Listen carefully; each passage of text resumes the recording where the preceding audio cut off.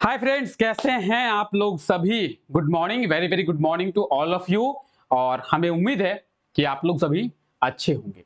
आप लोगों का बहुत बहुत स्वागत है झारखंड एजुकेशन हब में। मैं हूं आपका जीएस एजुकेटर रितेश और आप मुझे आज एक नए लुक के साथ देख रहे हैं। ठीक है, बीएड जो है वो हटा दिया है। ठीक है, क्यों हटाया गया है?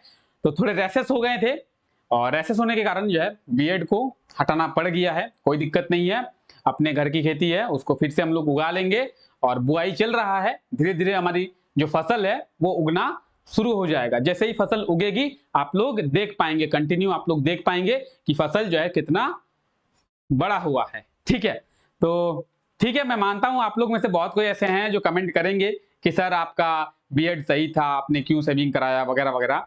तो मैं भी ये मानता हूं, लेकिन आप लोग कमेंट ना ही करें तो ही अच्छा है। ठीक है भाई, कट तो गया है, कमेंट करे या ना करे कुछ उपाय तो है नहीं। चलिए अब बात करते हैं इस क्लास के बारे में। तो आज के इस क्लास में हम लोग क्या करने वाले हैं? आज के इस क्लास में हम लोग झारखंड के करंट अफेयर्स के बारे में देखने वाले हैं और ये क्लास डेली सुबह 5 बजे होती है। इस क्लास में क्या करते हैं? तो झारखंड के करंट अफेयर्स को देखते हैं और इस क्लास के माध्यम से झारखंड में क्या कुछ हो रहा है, झारखंड में क्या कुछ चल रहा है, इसके बारे में समझने का प्रयास करते हैं। तो आज है 22 जुलाई और 22 जुलाई से झारखंड के करंट अफेयर्स के बारे में आज हम लोग देखने वाले हैं। झारखंड में क्या कुछ हुआ है, क्या कुछ हो रहा है, उसके बारे में समझेंगे। ठीक है, आइए बात करते हैं एक और इंपॉर्टेंट क्वेश्चंस के बारे में। क्या कि सर इस क्लास का पीडीएफ कहां पे मिलेगा? इस क्लास का पीडीएफ अगर आप लोग डाउनलोड करना चाहते हैं तो पीडीएफ को डाउनलोड करने के लिए आपको हमारा टेलीग्राम चैनल जो है वो ज्वाइन करना होगा।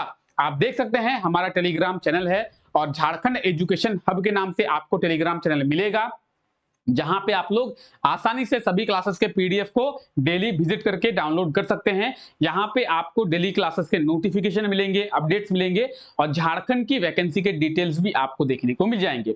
कैसे ज्वाइन करेंगे सर? तो इस क्लास के नीचे डिस्क्रिप्शन में आप लोगों के लिए टेलीग्राम चैनल दिया हुआ है, लिंक दिया हुआ है और उस लिंक के थ्रू आप लोग टेलीग्राम चैनल को ज्वाइन जो है वो कर लेंगे। ठीक है, चलिए अब क्लास शुरू करते हैं और देखते हैं क्या कुछ खास है आज के इस क्लास में और क्या कुछ नया जो है आज के इस क्लास में हम लोग समझने का प्रयास करेंगे। बात करेंगे पहले करंट अफेयर की। बिरसा मुंडा एयरपोर्ट कहां पे है? बिरसा मुंडा एयरपोर्ट आप सभी को पता है रांची में है और बिरसा मुंडा एयरपोर्ट एक इंटरनेशनल एयरपोर्ट है, ना कि डोमेस्टिक एयरपोर्ट है। तो जिनको ऐसा लगता है कि Birsa Munda airport domestic airport है, डोमेस्टिक एयरपोर्ट नहीं है, ये एक इंटरनेशनल एयरपोर्ट है। झारखंड में जितने भी सारे एयरपोर्ट है उन सब में बिरसा मुंडा ही एकमात्र ऐसा एयरपोर्ट है जो इंटरनेशनल है। ठीक है, अब बिरसा मुंडा एयरपोर्ट की बात की जाए तो इसके निर्देशक जो है किसे बनाया गया है? बिरसा मुंडा एयरपोर्ट के निर्देशक किसे बनाया गया है? तो अब तक जो है बिरसा मुंडा एयरपोर्ट के निर्देशक कौन थे? केएल अग्रवाल। ठीक है, केएल अग्रवाल जो है अब तक बिरसा मुंडा एयरपोर्ट के क्या थे? निर्देशक थे। अब जो है बिरसा मुंडा एयरपोर्ट का निर्देशक जो है रामनाथ सिंह को बनाया गया है। ऑप्शन बी इसका बिल्कुल सही आंसर हो जाएगा, रामनाथ सिंह।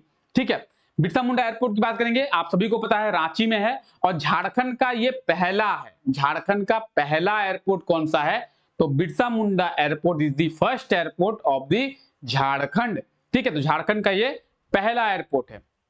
रामनाथ सिंह को, यानी इस क्वेश्चन की बात करेंगे ऑप्शन बी आप देख सकते हैं बिल्कुल सही आंसर हो जाएगा। और अगर आप लोग चाहें तो स्क्रीनशॉट भी ले सकते हैं। मैं थोड़ा साइड में आ जा रहा हूं। ठीक है, अब आइए टू द पॉइंट हम लोग बात करते हैं क्या कि रामनाथ सिंह कौन? रामनाथ सिंह को रांची के बिरसा मुंडा एयरपोर्ट का निर्देशक बनाया गया है। प्रेजेंट टाइम पे केएल अग्रवाल, ठीक है, केएल अग्रवाल बिरसा मुंडा एयरपोर्ट के निर्देशक हैं और इनका ट्रांसफर जो है वो कर दिया गया है। इनकी जगह रामनाथ सिंह लेंगे, इनके जगह रामनाथ सिंह जो है पदभार संभालेंगे। अब बात करेंगे बिरसा मुंडा एयरपोर्ट की, तो ये आप देख सकते हैं कितना खूबसूरत और कितना भव्य है।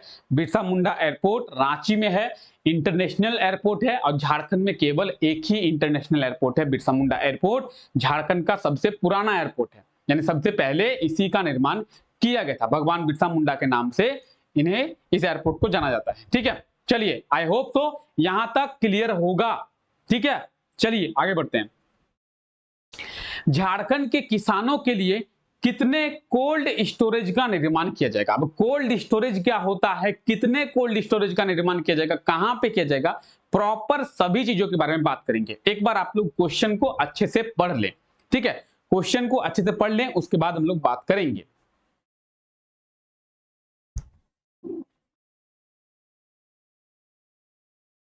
चलिए क्वेश्चन पढ़ लिए होंगे आई होप तो, कि क्वेश्चन पूछा गया है कि झारखंड के जो किसान है, झारखंड के जो फार्मर हैं, उनके लिए कितने कोल्ड स्टोरेज का निर्माण किया जाएगा। अब सबसे पहले समझते हैं कोल्ड स्टोरेज क्या होता है। कोल्ड स्टोरेज एक ठंडी बड़ी सी जगह होती है जहां पे क्या किया जाता है, जहां पे वस्तुओं को रखा जाता है, कई सारे सब्जियों को रखा जाता है, कई सारे फल को रखा जाता है, दूध को रखा जाता है। तो किसी भी चीज को खराब होने से बचाने के लिए कोल्ड स्टोरेज में रखा जाता है। क्या समझे, किसी भी चीज को खराब होने से बचाने के लिए कोल्ड स्टोरेज में रखा जाता है। अब कोल्ड स्टोरेज के जरिए झारखंड के कई जो किसान हैं वो करोड़पति बन गए हैं। इस वर्ष की बात करेंगे तो इस वर्ष जो है झारखंड के नहीं, सॉरी झारखंड के बोल दिया मैंने, कि कई किसान जो है भारत के कोल्ड स्टोरेज के हेल्प से करोड़पति बन गए हैं। कैसे बने हैं आइए समझते हैं। देखिए बहुत सारे किसान हैं झारखंड में, तो कई किसानों के द्वारा क्या किया गया, कई किसानों के द्वारा जो टमाटर है जिसका रेट अभी सबसे ऊपर है, यानी जो टमाटर है जो एकदम सबसे ज्यादा भाव खा रहा है टमाटर, तो टमाटर की खेती जो है बहुत सारे किसानों के द्वारा बहुत ज्यादा मात्रा में किया गया। बहुत ज्यादा मात्रा में जब खेती किया गया और टमाटर की डिमांड नहीं थी, तो बहुत सारे किसानों ने क्या किया, कोल्ड स्टोरेज जो है, कोल्ड स्टोरेज में एक जगह जो है वो भाड़े पे ले लिया और उस कोल्ड स्टोरेज पे अपना जो टमाटर है वो रख दिया भाड़े पे लेके।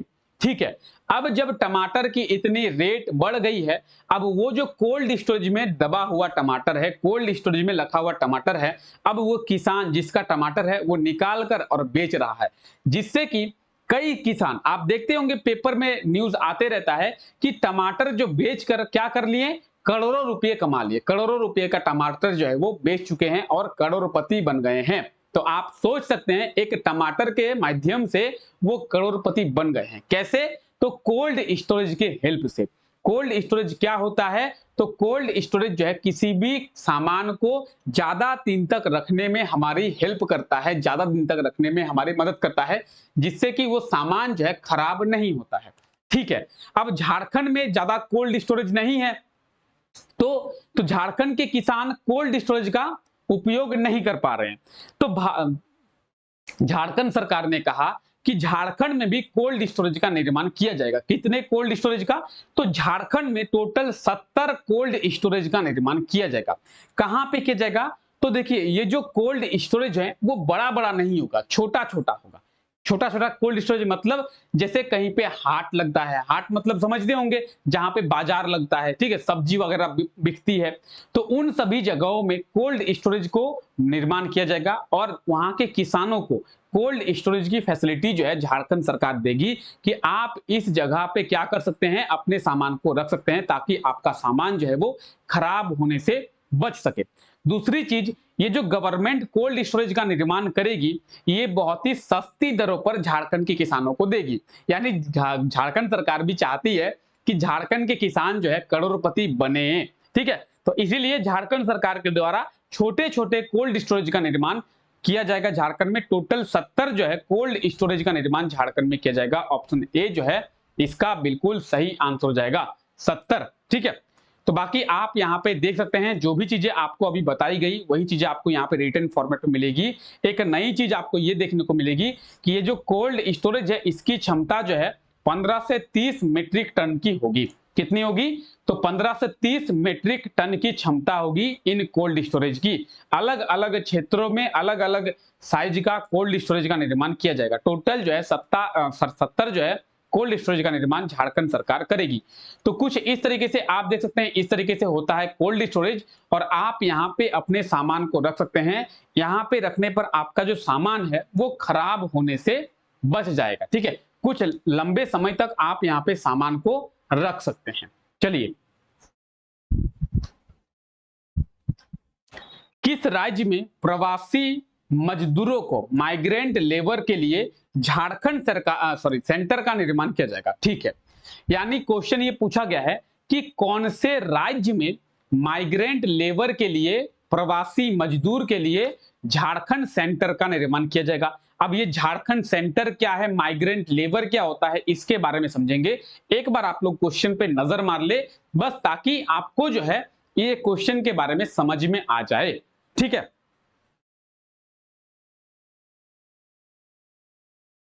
आई होप तो कि आप लोग क्वेश्चन देख चुके होंगे। चलिए बात करते हैं, सबसे पहले बात करते हैं माइग्रेंट लेबर की, प्रवासी मजदूर की। प्रवासी मजदूर या फिर माइग्रेंट लेबर उसे कहते हैं जो अपने घर बार को छोड़कर कहीं और जो है जाता है और कहीं और काम करता है। जैसे जैसे मान लेते हैं कि किसी का जन्म जो है झारखंड में हुआ और झारखंड में उसका जन्म हुआ, उसकी भरण पोषण झारखंड में हुई, वो बड़ा हुआ और वो जो है काम खोजने के लिए, जॉब के लिए, काम करने के लिए झारखंड को छोड़कर चला गया गुजरात। आप देखते होंगे झारखंड के कई लोग हैं कि गुजरात जाते हैं, झारखंड के कई लोग हैं जो महाराष्ट्र जाते हैं, झारखंड के कई लोग हैं जो कहां जाते हैं, राजस्थान जाते हैं। ठीक है, बिहार के भी कई लोग हैं जो साउथ में भी चले जाते हैं, दिल्ली चले जाते हैं, यूपी चले जाते हैं, तो कई सारे लोग हैं। तो इन्हीं लोगों को कहते हैं माइग्रेंट वर्कर यानी माइग्रेंट लेबर, प्रवासी मजदूर। यानी ये जो है एक जगह से दूसरे जगह प्रवास करते हैं। क्यों? तो मजदूरी करने के लिए, काम करने के लिए ही जाते हैं, घूमने फिरने के लिए नहीं जाते हैं। ये झारखंड को छोड़कर अगर गुजरात जा रहे हैं तो काम के लिए ये लोग जा रहे हैं और गुजरात में जाकर ये लोग काम करते हैं, तो इन्हें करते हैं माइग्रेंट लेबर। अब बात करेंगे झारखंड सेंटर की, तो झारखंड सेंटर का निर्माण माइग्रेंट लेबर के लिए कहां पे किया जाएगा? महाराष्ट्र में किया जाएगा। ऑप्शन डी इसका बिल्कुल सही आंसर हो जाएगा, महाराष्ट्र। ठीक है, दूसरी पॉइंट ये आती है कि सर महाराष्ट्र में जो झारखंड सेंटर का निर्माण किया जाएगा, तो ये झारखंड सेंटर है क्या? क्या है सर झारखंड सेंटर? तो देखिए, जब महाराष्ट्र में झारखंड के लोग जाएंगे और महाराष्ट्र में काम करेंगे, हालांकि झारखंड के बहुत सारे लोग जो है महाराष्ट्र में, पुणे में, नागपुर में, मुंबई में काम करते हैं। अब जब किसी को कोई प्रॉब्लम हो जाती है, किसी को कुछ समस्या आ जाती है, किसी को सहायता की जरूरत होती है, तो वहां पे उनकी सहायता करेगा कौन? एग्जाम्पल में आपको लेते हैं। ठीक है, आपका जो भी नाम है आप अपने आप को मान लीजिए कि आप जो है अभी झारखंड में पढ़ाई कर रहे हैं और झारखंड में पढ़ाई करने के बाद आपको जो है जॉब मिल जाता है। किस कंपनी में? टाटा कंपनी में। कौन से कंपनी में? टाटा कंपनी में जॉब मिलता है। टाटा कंपनी जिसका फॉर्मेशन जो है झारखंड से ही हुआ है। 1907 में टाटा कंपनी की शुरुआत जो है झारखंड से होती है, लेकिन टाटा कंपनी का हेडक्वार्टर जो है मुंबई में है, आप सभी को पता होगा। ठीक है, तो टाटा कंपनी में आपकी जॉब लगती है और आपको जो है मुंबई बुला लिया जाता है और आप जाके मुंबई पे टाटा कंपनी का काम करते हैं, टाटा कंपनी में जॉब करते हैं। मान लेते हैं किसी कारणवश आप वहां पे फंस गए, आपको कुछ हेल्प चाहिए, आपका पैसा खो गया, आपके पास पैसा नहीं है, आपके पास घर आने के लिए पैसे नहीं है, या फिर किसी भी चीज, कोई भी परेशानी आपको हो गई, आप जाकर अपनी परेशानी किन्हें बोलिएगा? आप जाकर अपनी परेशानी किसे बोलिएगा? इसीलिए झारखंड सेंटर का निर्माण जो है महाराष्ट्र में किया जाएगा, ताकि अगर आपको कोई परेशानी है, आपके पास पैसे नहीं है, आपको घर वापस आना है, आपको महाराष्ट्र से झारखंड आना है, या फिर कोई भी समस्या है, आपके साथ टाटा कंपनी अत्याचार कर रही है या फिर कुछ भी कर रही है, आपको कोई भी दिक्कत है, तो आप इस झारखंड सेंटर में जो झारखंड के ऑफिसर्स होंगे, जो झारखंड के अधिकारी होंगे, वो लोग जाके रहेंगे और आप जाके उनसे बात कर सकते हैं, अपनी समस्या को जाके बता सकते हैं, जिससे वो लोग आपकी समस्या को सॉल्व करने का प्रयास करेंगे। आपके पास पैसे नहीं है, आप घर आना चाहते हैं, आपका पैसा चोरी हो गया, टाटा कंपनी आपके ऊपर अत्याचार कर रही है, तो आपको जो है झारखंड सरकार के द्वारा कुछ फंड अवेलेबल कराया जाएगा कि आप जो है घर आ सके, या फिर कोई भी परेशानी हो, आप जो है यहां पे जाएंगे, अपनी परेशानी को बोलेंगे, तो आपकी परेशानी को सॉल्व करने का प्रयास करेगी। क्यों? क्योंकि आप जो है झारखंड के हैं और झारखंड सरकार की ये जिम्मेवारी बनती है कि झारखंड के लोगों का ध्यान रखे। तो झारखंड के प्रवासी मजदूर जो महाराष्ट्र में काम कर रहे हैं, उनके लिए झारखंड सेंटर का निर्माण जो है झारखंड सरकार के द्वारा महाराष्ट्र में किया जाएगा। आई होप सो कि प्रवासी मजदूर, माइग्रेंट लेबर, जो क्या कहते हैं झारखंड सेंटर, इन सभी के बारे में आप समझ सकते हैं। तो झारखंड सरकार और महाराष्ट्र सरकार के बीच में करार हुआ है, ठीक है, दोनों के बीच में करार हुआ है। और झारखंड सरकार के द्वारा क्या किया जाएगा, तो प्रवासी मजदूर, आप देख सकते हैं कई प्रवासी मजदूर हैं जो काम के लिए चले जाते हैं, झारखंड से बाहर चले जाते हैं, झारखंड में रोजगार नहीं मिलने के कारण किसी और राज्य में चले जाते हैं, ठीक है। तो उनके लिए फिलहाल इसकी शुरुआत अभी झारखंड महाराष्ट्र से की जाएगी। अब आगे हम लोग देखते हैं कि अलग अलग राज्यों में झारखंड सेंटर का निर्माण किया जाता है कि नहीं, ठीक है। चलिए, झारखंड के कितने जिलों में आयुर्वेद अस्पताल का निर्माण किया जाएगा, तो आयुर्वेद हॉस्पिटल की बात करेंगे। आयुर्वेदिक हॉस्पिटल का निर्माण जो है कितने जिलों में, तो झारखंड के टोटल जो है 7 जिलों में, ठीक है। आयुर्वेदिक जो चिकित्सा है उसको बढ़ाने के लिए और लोगों तक आयुर्वेदिक चिकित्सा को पहुंचाने के लिए झारखंड के 7 जिलों में आयुर्वेद हॉस्पिटल का निर्माण जो है झारखंड सरकार के द्वारा किया जाएगा। ऑप्शन ए जो है इसका बिल्कुल सही आंसर हो जाएगा, ठीक है। तो रांची, पूर्वी सिंहभूम, पलामू, गुमला, देवघर, ठीक है, आप देख सकते हैं देवघर, दुमका, बोकारो, इन सभी जिलों में किया जाएगा, ठीक है। तो इन सभी जिलों में झारखंड के टोटल 7 जिले हैं, आप देख सकते हैं, और इन 7 जिलों में क्या किया जाएगा, तो आयुर्वेद हॉस्पिटल का निर्माण किया जाएगा। बात करेंगे पूर्वी सिंहभूम की और रांची की। पूर्वी सिंहभूम में जमशेदपुर में इसका निर्माण किया जाएगा। तो रांची और पूर्वी सिंहभूम में 50-50 बेड का जो आयुर्वेद हॉस्पिटल है उसका निर्माण किया जाएगा और बाकी के जिलों में 10 बेड का। रांची में और जमशेदपुर में 50-50 बेड का किया जाएगा और बाकी के जिलों में 10 बेड का जो आयुर्वेद हॉस्पिटल है उसका निर्माण किया जाएगा, ठीक है। तो कुछ इस प्रकार से आप देख सकते हैं आयुर्वेद हॉस्पिटल का निर्माण किया जाता है, ठीक है। और रांची और जमशेदपुर में 50 बेड का, इस तरीके से 50 बेड का जो हॉस्पिटल है वो निर्माण किया जाएगा और बाकी के जगहों में 10 बेड का, ठीक है। चलिए, आइए, झारखंड पुलिस के कितने अधिकारियों को प्रमोशन दिया गया है आईपीएस में, ठीक है। तो आईपीएस जो है आप कैसे बन सकते हैं, आपको आईपीएस के लिए यूपीएससी का एग्जाम जो है क्रैक करना होगा, या तो फिर आप जो है किसी भी स्टेट के पुलिस में काम कर रहे हैं और अगर आप अच्छा काम कर रहे हैं, आप लोग बहुत अच्छा काम कर रहे हैं, तो आपको आपके काम को देखकर आपको जो है आईपीएस में क्या किया जाता है, तो आईपीएस में प्रमोशन भी दे दी जाती है। तो इसी तरीके से झारखंड के 24 पुलिस ऑफिसर्स को, यानी झारखंड पुलिस के 24 अधिकारियों को आईपीएस में यानी इंडियन पुलिस सर्विस में प्रमोशन जो है वो दिया गया है। तो बहुत ही इंपॉर्टेंट क्वेश्चन है। झारखंड पुलिस के 24 जो है अधिकारी है, 24 जो है ऑफिसर हैं जिन्हें जो है आईपीएस में प्रमोशन दिया गया है। ऑप्शन ए जो है इसका बिल्कुल सही आंसर हो जाएगा। आप देख सकते हैं 24, ठीक है। तो झारखंड पुलिस के 24 ऑफिसर्स को, तो झारखंड पुलिस के 24 ऑफिसर्स को। अब आप बात करते हैं झारखंड पुलिस की सबसे बारे में। तो देखिए, झारखंड पुलिस से एक क्वेश्चन पूछा जाता है कि झारखंड पुलिस का मोटो क्या है। मोटो, झारखंड पुलिस का मोटो, तो झारखंड पुलिस का जो मोटो है आप झारखंड के लोगो में देख सकते हैं। झारखंड पुलिस का जो लोगो है उस झारखंड पुलिस के लोगो में आप झारखंड पुलिस का मोटो देख सकते हैं, सेवा ही लक्ष्य। सेवा ही लक्ष्य जो है वो झारखंड पुलिस का मोटो है, सेवा ही लक्ष्य, ठीक है। चलिए, आइए बात करते हैं और आईपीएस की बात करेंगे। झारखंड पुलिस के 24 अधिकारियों को आईपीएस में प्रमोशन दिया गया है। आईपीएस यानी इंडियन पुलिस सर्विस, इसके लिए आपको यूपीएससी का एग्जाम जो है वो क्रैक करना होगा, तब जाके आप जो है आईपीएस या फिर आईएएस बन सकते हैं, ठीक है। चलिए,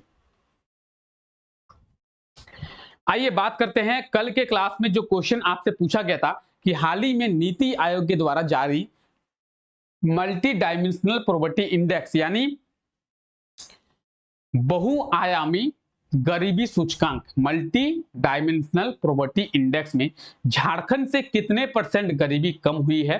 तो नीति आयोग के द्वारा जो मल्टी डायमेंशनल पॉवर्टी इंडेक्स जारी किया गया है, जिसमें 2015-16 से 2019-21 यानी 5 साल की डिटेल्स जो है वो दी हुई है। तो इस 5 साल के रिपोर्ट में नीति आयोग के द्वारा कहा गया है कि पूरे देश से 13.5 करोड़ लोग जो है वो गरीबी रेखा से बाहर निकले हैं, यानी पूरे देश से 13.5 करोड़ गरीबी कम हुई है। अगर झारखंड के एवरेज की बात करेंगे, झारखंड के रेट की बात करेंगे, तो झारखंड का रेट कितना है 13.29%, यानी 13.29% झारखंड से गरीबी जो है कम हुई है, यानी लगभग लगभग हम लोग 13 ही मान के चलते हैं, तो झारखंड में 13% गरीबी जो है वो कम हुई है। ठीक है, झारखंड से 13% गरीबी जो है वो कम हुई है इन 5 सालों में।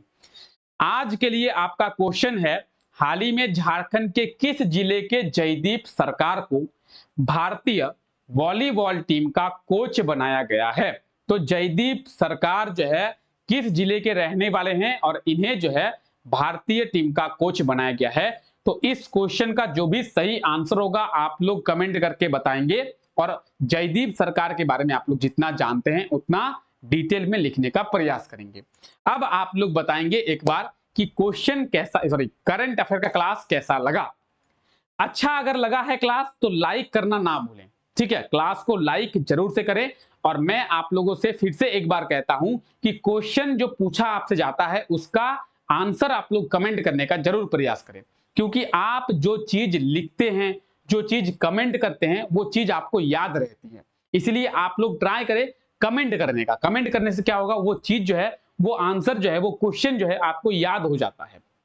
तो आप लोग जरूर ट्राई करें सभी क्वेश्चंस के आंसर को कमेंट करने का।